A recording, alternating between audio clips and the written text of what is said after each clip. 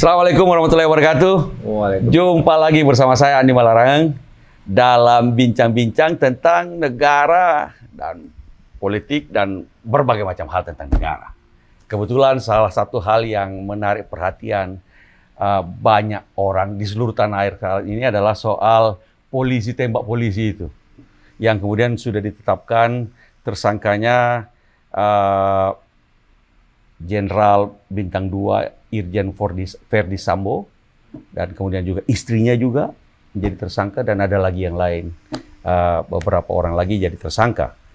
Nah, kebetulan ini kita sedang bermain gaple, bermain domino di rumah saya, dan ada teman-teman di sini, Andi Awang, ini pemain domino handal dari Jakarta, Ketua Pordi Jakarta, DKI Jakarta, Pak Rafli, dan juga Pak Willy.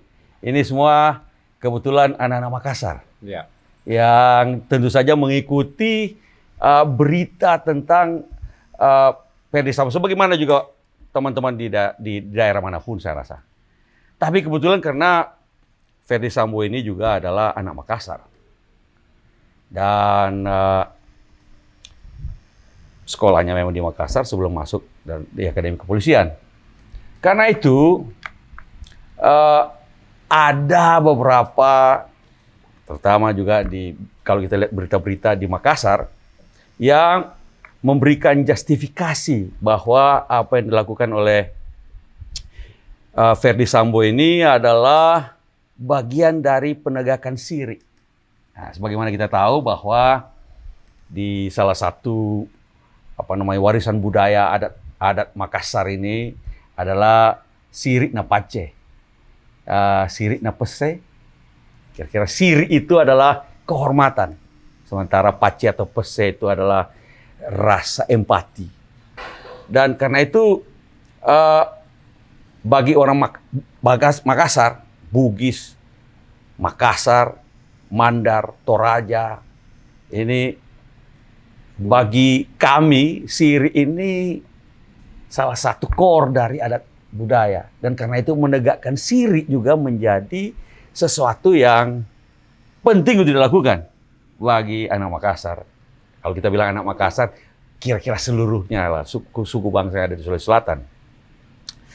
Dan karena itu maka ya karena Pak Verdi Sambo juga ada orang Makassar, anak sekolah di mana dulu dia? Di SMP 6 di Makassar, SMA 1 di Makassar. Karena itu ada beberapa ulasan, berita, pengamat, terutama di Makassar yang mengatakan bahwa mungkin motifnya adalah SYRI. Karena kita dengar ada pelecehan seksual dilakukan katanya waktu itu. Katanya saudara Brigadir Yosua kemudian melakukan pelecehan terhadap PC, Pak Put, istrinya Pak Sambo, Pak Verdi Sambo, yang kemudian tentu saja ini ulasannya adalah bahwa Verdi Sambo melakukan pembunuhan terhadap Yosua karena menegakkan SYRI. Itu salah satu ulasan yang berkembang, yang bagi saya ada masalah dengan penjelasan semacam itu. Kalau menurut kita bagaimana, ya, Pak Andi? Terima kasih Pak Andi Malarangeng. Andi Awang dulu ini. Jadi kalau kembali kepada mengungkit kata SYRI, ini adalah case yang tidak tepat untuk mengartikan bahwa ini adalah persoalan SYRI. Karena saya katakan demikian itu banyak hal untuk menyatakan bahwa ini adalah aspek SYRI. Tentu bahwa pelakunya, orang yang menegakkan ini tentu harus berperilaku yang baik. Itu sudah menjadi kewajiban kalau mau menyebut kata SYRI. Dia punya pribadi dengan sikap lakunya adalah membawa nilai-nilai kebaikan. Jadi kalau sudah seperti terjadi pada kasus ini, ada hiruk-pikuk, ada semacam affair wanita, seorang pejabat dengan lalu kasusnya ditutup-tutupi, dibikin skenario. Ya, seperti itu. maka belum bisa tepat untuk disebutkan bahwa ini adalah suatu hal yang menjadi dasar bahwa ini dikatakan syirik. Itu mungkin poin pertamanya dulu. Kalau kita, jadi kalau menurut saya kejadian ini syirik itu benar-benar kalau memang kejadian adalah mengenai harga diri yang diperlakukan, yang dia diperlakukan oleh baik itu saudaranya atau apa, dia akan membalas dengan setimpal dengan perbuatan yang dilakukan orang tersebut. Hanya saja setelah melihat kasus ini ternyata kasus ini tidak dalam posisi yang itu sebenarnya. bukan urusan syirik lah kira-kira. Iya, begitulah. Jadi bukan syirik kalau di sini. Ada mungkin motif-motif yang lain kalau yang saya lihat dari kasus ini. Kalau kita, nah ini kalau saya bilang berbahasa Makassar, kalau kita dalam bahasa Makassar itu panggilan penghormatan sama dengan Anda. Ini agak berbeda. Kalau saya bilang kepada beliau, kalau kita bagaimana? Itu maksudnya Anda. Ya, pendapat saya sama seperti yang disampaikan oleh apa yang terjadi di lapangan. Bagaimana mengkambing hitamkan istilah syirik itu. Oh, menggunakan syirik. Menggunakan diri sebagai justifikasi pembelaan diri. Bahwa syirik itu dijadikan sebagai kambing hitam dari perbuatan dilakukan oleh Ferdy Sambo. Jadi, teman-teman, memang kalau di Makassar, Sulawesi Selatan, termasuk Sulawesi Barat juga, bahwa kasus syirik seringkali dalam prakteknya banyak memang berhubungan dengan urusan kehormatan perempuan.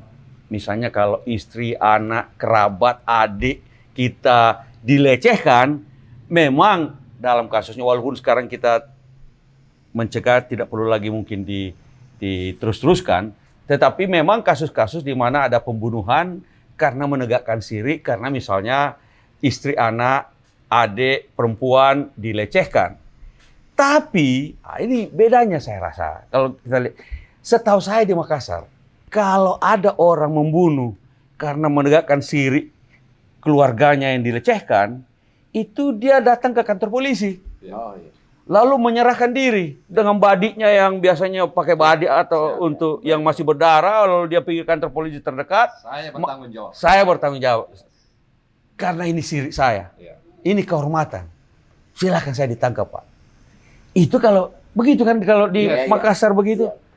Nah, kalau yang ini bukannya menyerahkan diri atau bukannya menyatakan dia bertanggung jawab, tapi dibikin skenario lah, tembak-menembak antara polisi dengan polisi, 5 tembak ke sini kena semua, yang kini 7 tidak kena semua. Lalu ada yang di belakang kulkas, lalu CCTV mati. Saya rasa ini agak jauh dari syirik ini. Sebuah rekayasa ya. Nah, jadi rekayasa bagaimana prakteknya kalau pengalamannya Pak Awang ini? Jadi apa yang terungkap di berbagai tayangan media sosial maupun media televisi, bahwa ini tidak seperti yang disampaikan tadi oleh bahwa makna daripada syirik. Jadi kita lebih cenderung melihat bahwa ini aja untuk menghilangkan jejak. Menghilangkan jejak bahwa perbuatan ini dilakukan untuk menutupi juga mungkin beberapa perlakuan-perlakuan atau perbuatan-perbuatan yang amoral.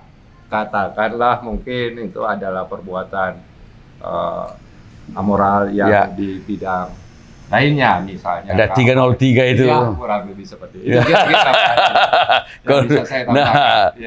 Pak Rafli gimana? Mengenai kasus sebenarnya ini motif dibaliknya, jadi saya tidak bisa terlalu jauh karena betul. Kita tidak tahu, belum terbuka, polisi belum menjelaskan motifnya apa. Cuma kita membahas misalnya apakah ini berkenaan dengan syirik? Karena kalau di kampung kita memang ada pembunuhan dalam rangka menegakkan syirik, walaupun sekarang sudah sangat berkurang dibandingkan dulu. Karena sekarang kita anjurkan orang kepada yang berwenang. Tapi kalau ini diulas atau dianalisis dalam konteks syirik, saya merasa tidak kena. Betul. Sama-sama ini pembicaraan warung kopi sebenarnya ini sambil main gaple. Tapi saya rasa perlu didengar juga pikiran-pikiran yang ada di kalangan masyarakat, di perwakilan dari masyarakat Sulawesi Selatan yang ada di Jakarta ini. Iya. Bagaimana? Ya, kami sebagai orang Bugis ini perlu memang apresiasi. Saya juga mengapresiasi saudara kami Pak Andi Alfian Malarangeng ini. Sebab ini perlu memang diperjelas, jangan arti yang menjadi tradisi, menjadi nilai tradisi kami jadi bias gara-gara adanya kasus ini malah menjadi bias. Ini Kita tidak memiliki nilai tersendiri jadinya, malah kehilangan nilai. Nah ini yang tadi dibilang, jangan sampai syirik itu dijadikan atau dijadikan kambing hitam atau dijadikan alat untuk mengaburkan kejadian sebenarnya. Betul kan? Kalau itu kita sebenarnya agak keberatan kalau mau menggunakan itu. Saya tidak mengatakan jadi lebih baik, sepakat nggak kalau kita bilang lebih baik silahkan diusut sesuai dengan bagaimana situasi sebenarnya tanpa harus mengaitkan dengan syirik. Kan begitu? Karena ini tidak ada hubungannya dengan syirik kalau menurut saya. Mungkin saja begini, karena kalau dalam praktek syirik di Makassar ya itu tadi bertanggung jawab. Karena memang ini adalah perbuatan menegakkan syirik. Dan itu sudah saya masih kecil beberapa kali terjadi dalam keluarga juga, itu dia datang ke polisi, Pak. Bawa badiknya, semua barang bukti sehingga tidak ada lagi saya bertanggung jawab. Tidak ada korban. Biasanya memang kalau di sana hakim memberikan pengertian justru dengan dia bertanggung jawab lalu diberi keringanan. Tapi bukan dengan menutup-nutupi, merekayasa segala ini kan. Bikin ribut seluruh Indonesia. Semalam Kapolri itu kalau kita lihat di televisi 10 jam barangkali di DPR dicecar dengan anggota DPR, kasihan juga saya lihat itu Kapolri. Tapi ini pelajaran barangkali bagi kita semua dan bagi kita masyarakat Sulawesi Selatan, pelajaran bagi polisi untuk lebih ya jangan sampai terulang lagi semacam itu. Tapi bagi kita orang Sulawesi Selatan, mungkin kita perlu untuk memikirkan bagaimana menegakkan syirik dengan cara yang benar. Kira-kira begitu kan? Iya. Karena ini bukan lagi zaman koboi dulu. Kalau saya rasa begitu, pembicaraan kita ini cuma sekedar pembicaraan para pemain gaple yang kebetulan berkumpul, kebetulan datang dari Sulawesi Selatan, dan mudah-mudahan dari pembicaraan ini kita bisa lihat bahwa marilah kita usut atau diusut persoalan ini dengan tuntas. Siapapun yang melakukan kesalahan, termasuk yang menutup-nutupi kesalahan itu, pembunuhan itu, obstruction of justice, juga harus mendapatkan sanksi. Tidak ada hubungannya dengan syirik. Itu aja saya ingin katakan barangkali. Atau paling tidak begini caranya menegakkan syirik. Kira-kira begitu. Terima kasih atas partisipasi teman-teman semua. Kita lanjut lagi main gaple. Assalamualaikum warahmatullahi wabarakatuh.